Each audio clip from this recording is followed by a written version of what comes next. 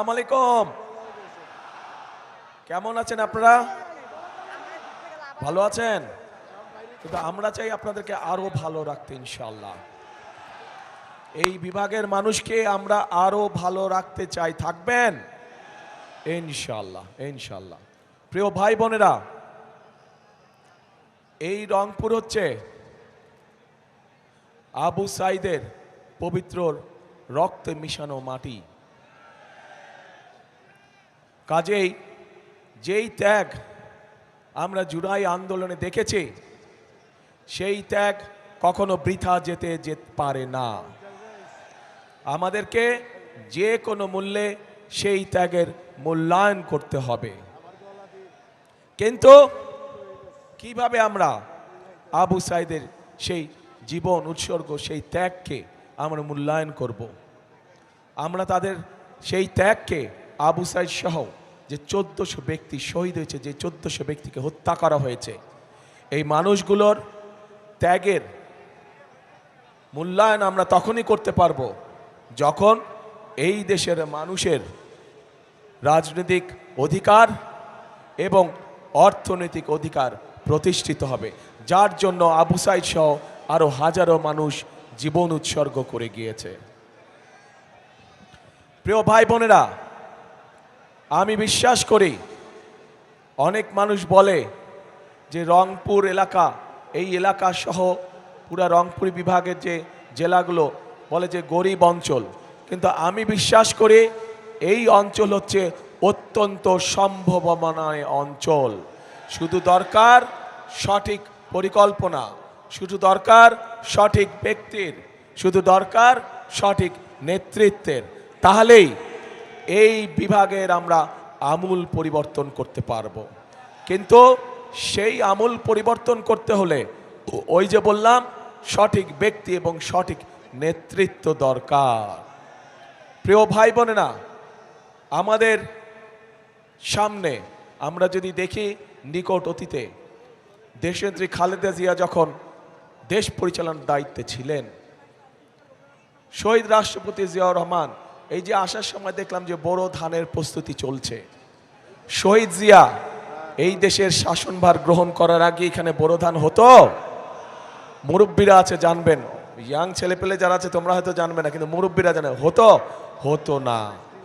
এটি শহীদ জিয়ার অবদান, অর্থাৎ ফসল, বাড়তি ফসল শুরু হয়েছে।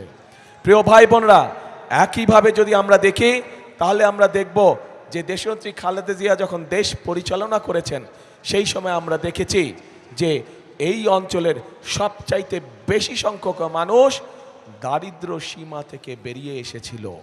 কিন্তু বিগত 16 বছর ধরে আমরা দেখেছি যে আরও যতগুলো মানুষ দারিদ্র সীমা থেকে বেরিয়ে এসেছিল, তথাকথিত উন্নয়নের নামে লুটপাট হয়েছে, কিন্তু মানুষের ভাগ্য পরিবর্তনের জন্য সঠিক কোনো পদক্ষেপ গ্রহণ করা হয়নি। ফলে মানুষের কর্মসংস্থানের ব্যবস্থা হয়নি। ফলে নতুন সাধারণ মানুষের জীবনযাত্রা টিকে থাকার জন্য নতুন ব্যবসা বাণিজ্য, মিল, কলকারখানা কোনো কিছু এইখানে করা হয় নাই। প্রিয় ভাই বোনেরা, এই এলাকায় একটু আগে আমি আবু সাইদের বাড়ি থেকে আসলাম। আমি নিজেও জানতাম না যে সেইখানেও পর্যন্ত কয়লা আছে। আমি জানতাম দিনাজপুরে কয়লা আছে, কিন্তু আজ আমি শুনলাম যে সেখানেও কয়লা আছে। এই কয়লা যদি আমরা উত্তোলন করতে পারি, এই কয়লা দিয়ে আমরা অনেক কিছুর পরিবর্তন করতে পারবো। প্রিয় ভাই বোনেরা, আমরা সবাই জানি এই অঞ্চল হচ্ছে কৃষি প্রধান অঞ্চল। এই দেশের এই এলাকার মানুষ, ম্যাক্সিমাম মানুষ কৃষি কাজের সাথে জড়িত, এবং সেজন্যই আমরা দেখেছি যে বিগত কিভাবে কৃষিজাত পণ্যদ্রব্যের দাম মূল্য বৃদ্ধি হওয়ার ফলে কৃষকদেরকে বিভিন্ন সময় কষ্টের সম্মুখীন হতে হয়েছে। এবং সেই কারণেই আমরা হিসাব নিকাশ করে আমরা সিদ্ধান্ত নিয়েছি যে আগামী 12 তারিখে ইনশাল্লাহ ধানের শীষ সরকার গঠন করলে আল্লাহর রহমতে আপনাদের সমর্থন নিয়ে এই মুহূর্তে যাদের কৃষি ঋণ 10,000 টাকা পর্যন্ত আছে, আমরা সেই কৃষি ঋণ সুদ সহ ইনশাল্লাহ মওকুফ করব। সমগ্র বাংলাদেশে কৃষকদের 10,000 টাকা পর্যন্ত কৃষি ঋণ সুদ সহ ইনশাল্লাহ আমরা মওকুফ করব। প্রিয় ভাই বোনেরা, শুধু তাই নয়, এই এলাকার মানুষ স্বাভাবিকভাবে কষ্টে থাকার কারণে অনেক মানুষ আছে যারা বিভিন্ন সময় রেজিস্টার বিভিন্ন এনজিও থেকে ছোট ছোট ক্ষুদ্র ঋণ গ্রহণ করে থাকে না? অনেক মানুষ কিন্তু ছোট ছোট ঋণ গ্রহণ করেছে, ক্ষুদ্র ঋণ গ্রহণ করেছে তারা। আমরা সিদ্ধান্ত নিয়েছি যে ইনশাল্লাহ 12 তারিখে আপনাদের সমর্থনে ধানের শীষ, 13 তারিখে সরকার গঠনে সক্ষম হলে পরে ইনশাল্লাহ আমরা এই যে ক্ষুদ্র ঋণ যারা রেজিস্টার্ড এনজিও থেকে গ্রহণ করেছেন, আমরা সরকারের পক্ষ থেকে এই ঋণ সেই এনজিওগুলোকে পরিশোধ করে দেব। আপনাদের পরিশোধ করা লাগবে না। এই অঞ্চলের মানুষকে সেই ঋণ পরিশোধ করা লাগবে না। প্রিয় ভাই বোনেরা, আমাদের এই এলাকাকে ঢেলে সাজাতে হবে, এই এলাকার মানুষের কর্মসংস্থান করতে হবে। এই এলাকায় প্রাকৃতিক সম্পদ যেরকম আছে, এই এলাকায় একই সাথে সবচেয়ে বড় সম্পদ কৃষি আছে। কাজেই আমরা যদি বাংলাদেশের খুলনা অঞ্চল, বাংলাদেশের চট্টগ্রাম অঞ্চল সহ ঢাকা অঞ্চল সহ যদি ইন্ডাস্ট্রিয়াল বেল্ট হতে পারে, তাহলে অবশ্যই কেন এই রংপুর বিভাগ সহ রংপুর, দিনাজপুর, ঠাকুরগাঁও, পঞ্চগড় এলাকায় কেন তাহলে কৃষিজাত পণ্যের ইন্ডাস্ট্রি হবে না? আমরা পরিকল্পনা গ্রহণ করেছি যে ইনশাল্লাহ 13 তারিখে বিএনপি সরকার গঠন করলে পরে আমরা কৃষিজাত পণ্যের যারা ব্যবসা বাণিজ্য করেন, যাদের ইন্ডাস্ট্রি আছে, তাদেরকে আমরা বিশেষ সুবিধা দেব, যাতে করে তারা এই এলাকায় এসে তাদের নতুন মিল ফ্যাক্টরি স্থাপনের কাজ শুরু করেন। তার ফলে এই এলাকার মানুষ কর্মসংস্থানের সুযোগ পাবে। শুধু তাই নয়, আমাদের দেশে বর্তমানে বহু তরুণ যুবক মানুষ আছে, যুব সমাজের মানুষ আছে যারা আইটিতে কাজ করে, যারা কম্পিউটার আইটিতে কাজ করে। আইটি কোম্পানি যেগুলো আছে, তারা যদি এইখানে এসে তাদের কোম্পানিগুলো স্থাপন করে এবং এই এলাকার ছেলে মেয়েদেরকে যারা আইটিতে কাজ করতে পারে তাদেরকে সেখানে চাকরি বাকরির ব্যবস্থা করে দেয়, তাহলে তাদেরকে সেই কোম্পানিগুলোকে আমরা একটি নির্দিষ্ট মেয়াদ পর্যন্ত করের ছাড় দিব, যাতে করে এই এলাকার মানুষ, এই এলাকার সন্তানেরা যাতে করে কর্মসংস্থানের ব্যবস্থা করতে পারে। প্রিয় ভাই বোনেরা, আমরা যদি এই কাজগুলো করতে পারি, এই কাজগুলো করার মাধ্যমে আমরা আবু সাইদের স্বপ্নের একটি অংশ, তার আত্মত্যাগের একটি অংশ আমরা পূরণ করতে পারবো। কিন্তু বড় যেই অংশটি রয়ে যাবে বাকি, সেটা হচ্ছে এই দেশের মানুষের রাজনৈতিক অধিকারকে ফিরিয়ে আনা। ঠিক, এই দেশের মানুষের অধিকারকে যদি ফিরিয়ে আনতে হয়, তাহলে আমরা একা পারবো না। কারণ 2024 সালে 5ই আগস্ট যে পরিবর্তন হয়েছিল, সেই পরিবর্তনের কোনো রাজনৈতিক দলের দ্বারা হয় নাই, কোনো নির্দিষ্ট কোনো রাজনৈতিক দলের দ্বারা হয় নাই। সেই পরিবর্তনে এই দেশের সকল ধরনের মানুষ, শ্রেণী পেশা নির্বিশেষে সকল মানুষ অংশগ্রহণ করেছিল বলেই সেদিন সেই পরিবর্তন সূচিত হয়েছিল। এবং এই পরিবর্তনকে যদি ধরে রাখতে হয়, তাহলে প্রিয় ভাই বোনেরা, উপস্থিত প্রিয় ভাই বোনেরা, আপনারা সহ বাংলাদেশের জনগণকে সামনের কাতারে এসে দাঁড়াতে হবে। এবং সামনের কাতারে এসে দাঁড়ানোর অর্থ হচ্ছে একটি নিয়মতান্ত্রিক উপায়, একটি নিয়মতান্ত্রিক পন্থায় আমাদেরকে গণতান্ত্রিক যাত্রা শুরু করতে হবে, যা দেশের আইন অনুযায়ী, সংবিধান অনুযায়ী আগামী 12 তারিখে যে নির্বাচনটি অনুষ্ঠিত হচ্ছে, সেই নির্বাচনে আপনাদেরকে বেরিয়ে আসতে হবে ঘর থেকে। সেই নির্বাচনে ঘর থেকে বেরিয়ে এসে আপনাদেরকে আপনাদের অধিকার প্রয়োগ করতে হবে। এবং এই অধিকার প্রয়োগ করার মাধ্যমেই আপনারা সঠিক ব্যক্তিদেরকে নির্বাচিত করবেন, যারা আপনাদের এই এলাকার উন্নয়নের জন্য কাজ করবে। প্রিয় ভাই বোনেরা, আমাদের দেশের জনসংখ্যার অর্ধেক হচ্ছে নারী। এই অর্ধেক নারী সমাজকে আমরা যদি পিছনে ফেলে রাখি, সাথে না নেই, তাদেরকে যদি অর্থনীতির অংশে পরিণত না করি, তাহলে কোনোভাবেই দেশকে সামনে এগিয়ে নিয়ে যাওয়া সম্ভব নয়। সম্ভব হবে না। এবং এই নারী সমাজকে অর্থনৈতিকভাবে ধীরে ধীরে স্বাবলম্বী করে গড়ে তোলার জন্য আমরা একটি কার্ড তাদের ঘরে ঘরে পৌঁছে দিতে চাই। প্রত্যেক গৃহিণী বা প্রত্যেক মায়ের কাছে আমরা ফ্যামিলি কার্ড নামে একটি কার্ড পৌঁছে দিতে চাই, যেই কার্ডের মাধ্যমে আমরা প্রত্যেকটি পরিবারকে এটি কোনো দলমত না, দলমত নির্বিশেষে সকল মা সকল গৃহিণী এই কার্ডটি পাবে। এই কার্ডের মাধ্যমে আমরা তাদেরকে তাদের হাতে, সেই মায়েদের হাতে, সেই গৃহিণীদের হাতে প্রতি মাসে আমরা একটি সহযোগিতা পৌঁছে দিতে চাই, যার মাধ্যমে তারা ধীরে ধীরে স্বাবলম্বী হয়ে উঠতে পারে, ধীরে ধীরে অর্থনীতির উপরে তাদের একটি নিয়ন্ত্রণ প্রতিষ্ঠিত হতে পারে, যার মাধ্যমে তারা ব্যবসা বাণিজ্য, সন্তানের লেখাপড়া, সন্তানের স্বাস্থ্য সকল কিছু নিজের মতন করে দেখভাল করতে পারে। প্রিয় ভাই বোনেরা, শুধু মা বোনদের জন্য নয়, শুধু তরুণ সমাজের সদস্য বা যুব সমাজের সদস্যের কর্মসংস্থানের ব্যবস্থা নয়। আমি একটু আগে কৃষক ভাইদের 10,000 টাকা পর্যন্ত কৃষি ঋণ মওকুফ করার কথা বলেছি। এটার পাশাপাশি আমরা আরেকটি কাজ করতে চাই, সেটি হচ্ছে আমরা প্রত্যেক কৃষক ভাইয়ের হাতে, মাদের কাছে বা গৃহিণীদের কাছে যেমন ফ্যামিলি কার্ড পৌঁছে দেব, ঠিক কৃষক ভাইদের কাছে আমরা একইভাবে কৃষি কার্ড নামক একটি কৃষি কার্ড পৌঁছে দিতে চাই। 10,000 টাকা কৃষি লোন যেটা, ওটা তো মওকুফ করবই, এই কৃষি কার্ডও পৌঁছে দিতে চাই। কারণ এই কৃষি কার্ডের মাধ্যমে, ফ্যামিলি কার্ডের মাধ্যমে মাদের হাতে, গৃহিণীদের হাতে যেরকম একটি সহযোগিতা পৌঁছাবো, কৃষক কার্ডের মাধ্যমেও আমরা কৃষক ভাইদের কাছে তাদের জমি অনুযায়ী আমরা অন্তত একটি ফসলের সম্পূর্ণ বীজ, সার, কীটনাশক তাদের হাতে তুলে দিতে চাই, যাতে করে তাদের নিজেদের উপর অর্থনৈতিক চাপ একটু হলেও যাতে কমে এবং ধীরে ধীরে যাতে আমাদের কৃষক ভাইরা আস্তে আস্তে অর্থনৈতিকভাবে স্বাবলম্বী হয়ে উঠতে পারে।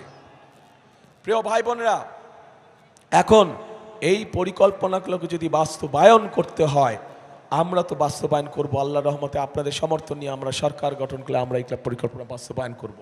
কিন্তু সেই পরিকল্পনা বাস্তবায়নে আপনাদের সাহায্য ছাড়া তো করতে পারবো না। আমরা আমাদের সংক্ষেপে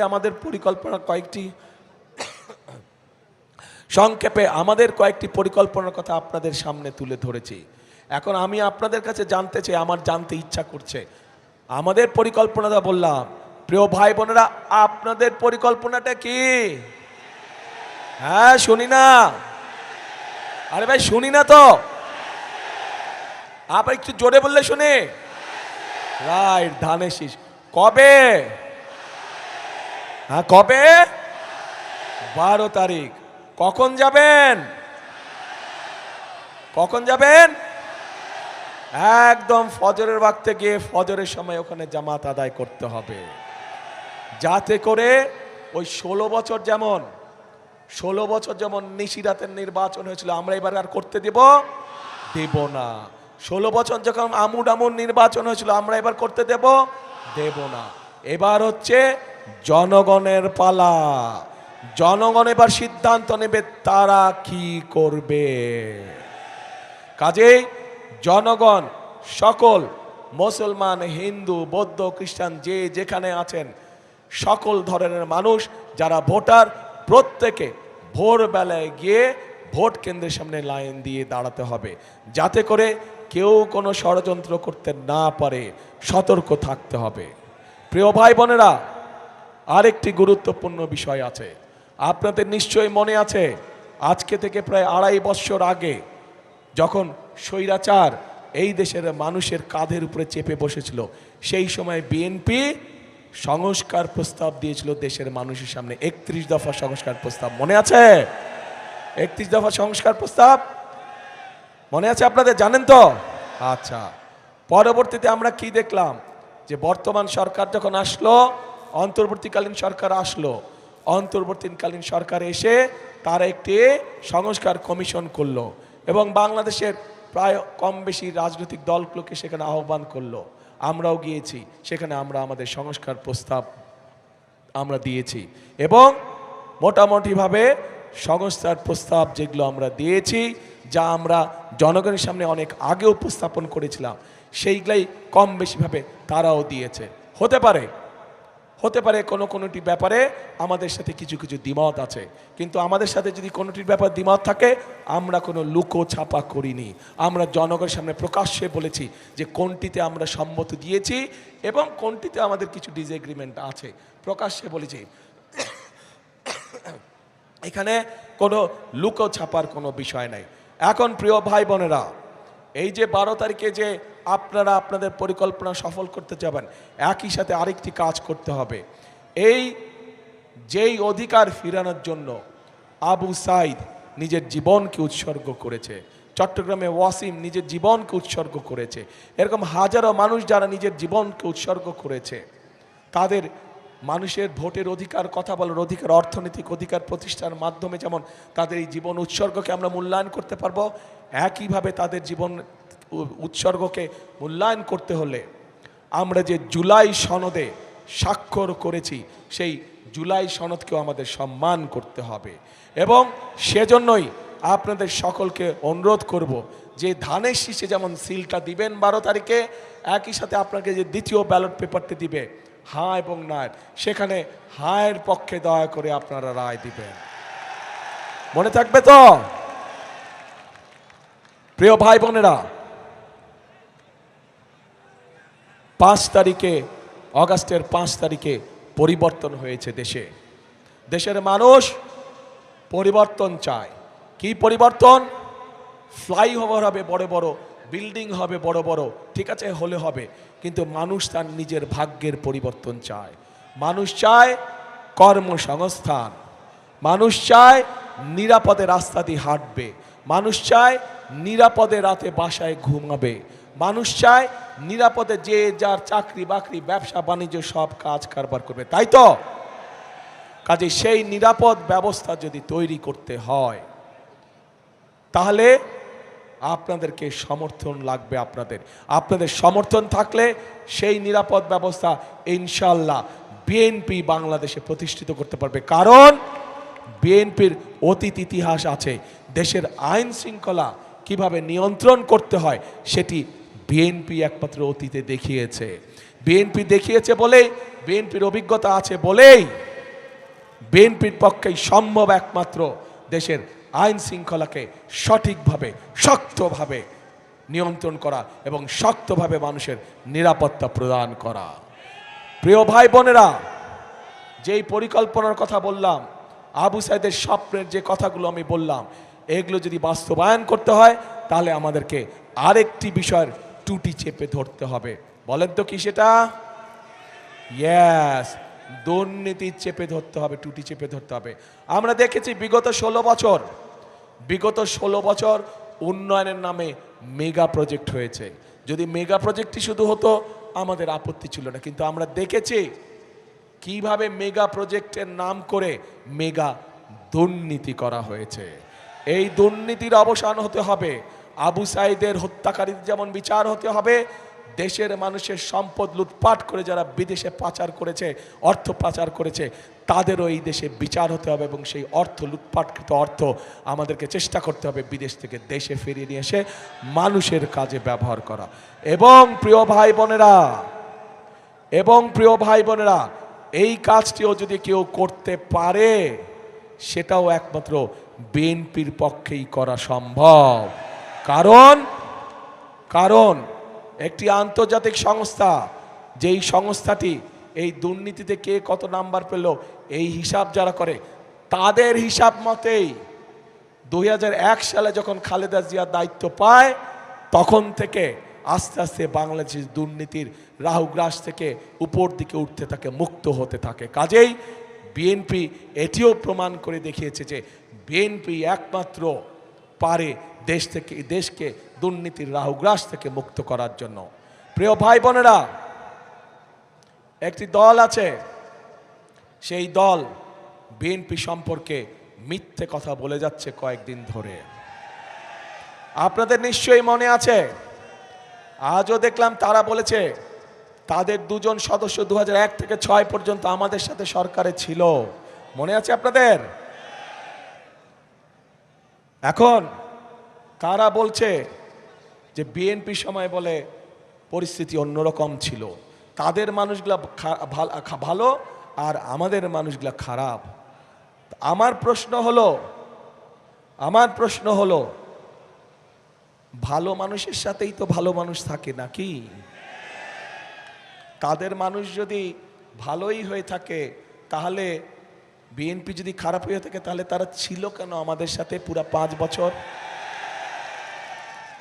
আমাদের সাথে প্রথম থেকে শেষ দিন পর্যন্ত তারা ছিল এবং তাদের থাকাটাই প্রমাণ করে খালেদা জিয়া যে দুর্নীতিতে সফলভাবে নিয়ন্ত্রণ করতে সক্ষম হয়েছে। তাদের প্রথম দিন থেকে শেষ দিন পর্যন্ত থাকাটাই প্রমাণ করে যে একমাত্র বিএনপির পক্ষেই সম্ভব এই সব দুর্নীতিকে নিয়ন্ত্রণ করা। এবং তাদের প্রথম দিন থেকে শেষ দিন পর্যন্ত থাকাটাই প্রমাণ করে যে বিএনপি পারে একমাত্র এই দেশকে সঠিক দিক নির্দেশনা দিয়ে পরিচালনা করার জন্য। প্রিয় ভাই বোনেরা, হয় এই দলটির মাথা খারাপ হয়ে গেছে অথবা নিজের নেতৃত্ব সম্পর্কে নিজেই আবল তাবল কথা বলছে, ভুল কথা বলছে। কাজে সেই বিতর্কে আমরা যেতে চাই না। আমাদের শক্তি হচ্ছে বাংলাদেশের জনগণ। আমাদের শক্তি যেহেতু বাংলাদেশের জনগণ, সেই জন্য বাংলাদেশের জনগণের কাছে আমরা ফিরে যেতে চাই। আমাদের শক্তি যেহেতু বাংলাদেশের জনগণ, সেই জন্য বাংলাদেশের জনগণের কাছে আমরা ভালো মন্দ যা কিছু আছে সব কিছুর রায় আমরা বাংলাদেশের মানুষের কাছেই রেখে দিতে চাই। বাংলাদেশের মানুষের সিদ্ধান্তই আমাদের প্রথম এবং শেষ সিদ্ধান্ত। প্রিয় ভাই বোনেরা,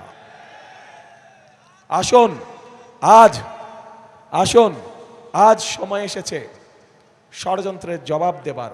আজ সময় এসেছে শহীদ আবু সাইদের স্বপ্ন বাস্তবায়নের। আজ সময় এসেছে বাংলাদেশের মানুষের ভাগ্যের পরিবর্তনের। কাজে আসুন, সব সময় সৎ সুযোগ সব সময় আসে না। যেহেতু আল্লাহ তাআলা আমাদেরকে দেশকে সঠিকভাবে পরিচালনা করার জন্য একটি সৎ সুযোগ দিয়েছেন, কাজে এই সৎ সুযোগটিকে আমরা দেশের কাজে জনগণের স্বার্থে আমরা ব্যবহার করি, যাতে আগামী দিন আমরা সুন্দর একটি প্রত্যাশিত আমাদের কাঙ্ক্ষিত বাংলাদেশ, প্রত্যাশিত বাংলাদেশ আমরা গড়ে তুলতে সক্ষম হই। এবং সে কারণেই প্রিয় ভাই বোনেরা, এই দেশকে গড়ে তুলতে হলে আমাদের সকলকে একসাথে পরিশ্রম করতে হবে। এবং আমরা যদি সকলে একসাথে ঐক্যবদ্ধ থাকি, আমরা যদি সকলে একসাথে পরিশ্রম করি, তাহলে এই উত্তরাঞ্চল, এই রংপুর বিভাগ কখনোই ওই যে মঙ্গাপীড়িত বলে কোনোভাবেই এটা থাকতে পারে না, অনুন্নত বলে উন্নয়নের ছোঁয়া নেই বলে কোনোভাবেই এটা থাকতে পারে না। এই অবস্থার আমরা এইবারে ইনশাল্লাহ পরিবর্তন করতে পারবো আপনাদের যদি সমর্থন আমাদের সাথে থাকে, আপনাদের সমর্থন ধানের শীষের পক্ষে থাকলে ইনশাল্লাহ এই পরিস্থিতির পরিবর্তন আমরা এইবারে ইনশাল্লাহ করব।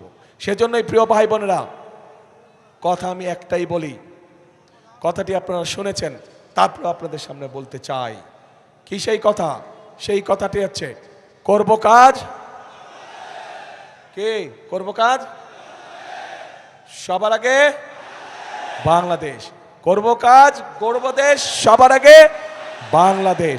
বাংলাদেশ ভালো থাকলেই ইনশাল্লাহ মানুষ ভালো থাকবে। বাংলাদেশের মানুষের অধিকার প্রতিষ্ঠিত হলেই বাংলাদেশ ভালো থাকবে। প্রিয় ভাই বোনেরা, আসুন আজকের এই নির্বাচনী জনসভার শপথ হোক আমরা আবু সাইদের সেই কাঙ্ক্ষিত প্রত্যাশিত বাংলাদেশ গড়ার কাজে ইনশাল্লাহ আগামী মাসের 13 তারিখ থেকে আমরা কাজে হাত দিব। এই হোক আজকের নির্বাচনী জনসভার প্রতিশ্রুতি। আল্লাহ হাফেজ। বাংলাদেশ জিন্দাবাদ, বাংলাদেশ জাতীয়তাবাদী দল জিন্দাবাদ। ও রাইট রাইট রাইট ভাইরা, সরি আমি একটা জিনিস ভুলে গেছি। এই এলাকার শুধু না, আচ্ছা ক্যান্ডিডেট সাহেবরা সামনে আসেন, প্রার্থীরা একটু সামনে আসেন, লাইন করে একটু দাঁড়ান। এই এলাকা সহ সারা বাংলাদেশের একটি বিরাট সমস্যা আছে, সেটা হচ্ছে আমাদের পানি সমস্যা। আমাদের পানি সমস্যা আছে সারা বাংলাদেশেই, আর বিশেষ করে যেহেতু এই এলাকাটি কৃষি প্রধান এলাকা, এই এলাকায় এই সমস্যাটা রয়েছে এবং এই সমস্যাটি সমাধানের জন্য কাজে হাত দিয়েছিলেন শহীদ রাষ্ট্রপতি জিয়াউর রহমান। তিস্তা ব্যারেজ প্রকল্পের কাজ ইনশাল্লাহ 12 তারিখে নির্বাচনের পরে 13 তারিখে বিএনপি ইনশাল্লাহ সরকার গঠন করলে এই এলাকার মানুষের জন্য যে তিস্তা ব্যারেজের স্বপ্ন, আমরা সেটি পূরণের কাজে যথাসম্ভব দ্রুত হাত দিব ইনশাল্লাহ। যাতে কর্মসংস্থান বলেছি জি। আরে মেডিকেল কলেজ বিশ্ববিদ্যালয় এমনিই হবে, ওগুলো নর্মালি হবে মেডিকেল কলেজ বিশ্ববিদ্যালয়। তিস্তা মহাপরিকল্পনা বলতে আমরা যা বোঝে খাল খনন, বন সংরক্ষণ সহ কর্মসংস্থান সহ যেই কাজগুলো আছে ইনশাল্লাহ পর্যায়ক্রমিকভাবে সবগুলো কাজ আমরা শুরু করব। প্রিয় ভাই বোনেরা, এই এলাকার উন্নয়নের জন্য, মানুষের ভাগ্যের পরিবর্তনের জন্য যাদের হাতে আমরা ধানের শীষ তুলে দিয়েছি, এবার তাদেরকে আপনাদের সাথে আমি পরিচয় করিয়ে দিচ্ছি। যে একটু তুলেন আপনারা সবাই, জি তুলেন, জি একটাই দেন। এই যে এই মানুষগুলোকে আমরা এই এলাকার মানুষের ভাগ্যের পরিবর্তনের জন্য দায়িত্ব দিয়েছি। ইনশাল্লাহ তাদেরকে আপনারা ধানের শীষ মার্কায় জয়যুক্ত করবেন 12 তারিখে ইনশাল্লাহ।